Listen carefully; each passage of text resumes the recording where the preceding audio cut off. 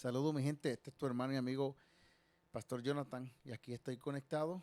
Simplemente quise hacer una demostración de cómo yo toco una canción que impactó mi vida por muchos años, desde muy joven, y sé que ha impactado la vida de muchos, también de mi generación en específico.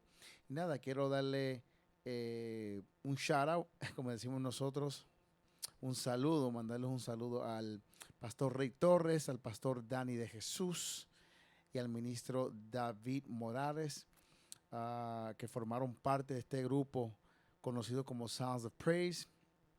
Y nada, aquí le voy a dar una idea de cómo yo hago el intro de Nota de las Pardas. Lo vamos a hacer en sí, en la nota 2.